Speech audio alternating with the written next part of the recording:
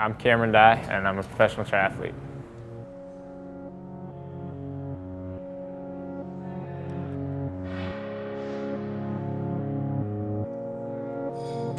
Biggest thing today was just coming in and kind of getting a baseline for where the position I have been riding and the aerodynamics of the bike, how that was in the wind tunnel, what we could do to just tweak it a little bit and make it a little bit faster. And if I can gain, 5 or 10 seconds, 30% power here, and there, it certainly could make a big difference over an hour's ride.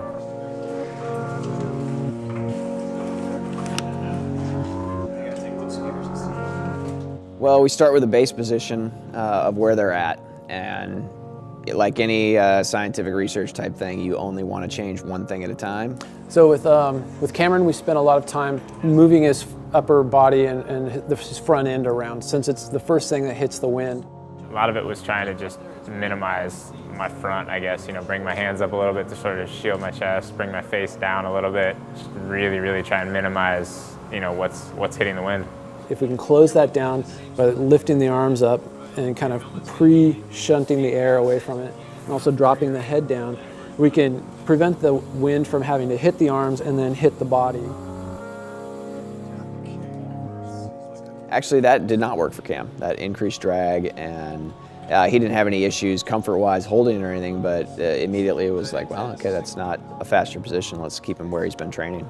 And I guess that's the coolest part about actually being in the tunnel is it's not counterintuitive, but it's not necessarily as straightforward as you would think, and having the tunnel really allows you to test that kind of stuff.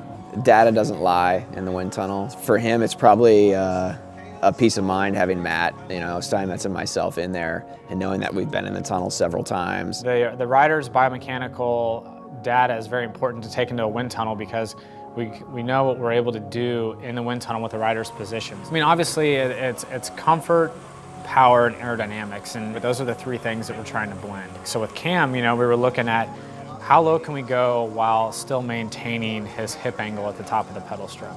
We went down, and then we actually went up from my original position, and it turned out that where I originally was kind of that middle ground. There wasn't really noticeable gains either way, up or down. You're always looking at, what's the wind see? And a lot of times, usually this is going to be slower than that, because you've just decreased the frontal surface area and improved the shape. What we do makes us kind of an odd fit model, I guess. Pro Zumi does an awesome job with the custom kits. The small changes they can make with it are amazing. So we think about aerodynamics in three ways. First and foremost is fit. We want to build garments that fit people really well. The second part of it is the cut of the garment and putting panels in the right way so that when the garment stretches on the body, it really lays correctly. And then the last piece is the texture. Essentially what it does is it injects just a little bit of turbulence into the boundary layer, and we can use that energy to keep the flow stuck to the body's surface longer. And the result is you end up with a much smaller wake. A smaller wake means you're wasting less energy. It's, I guess, feeling as much as hearing, but the wind, having that constant 30-mile-an-hour wind in front of you, when you do things that change the drag on you, you can feel it on your face and your hands, and you can feel the air deflecting just because it's constant. Having that constant pushback really allows you to feel the differences. I mean, it was super useful. I think it'll be great, because when I get on the road now, I have a better idea of what works and what doesn't and what makes a bigger difference.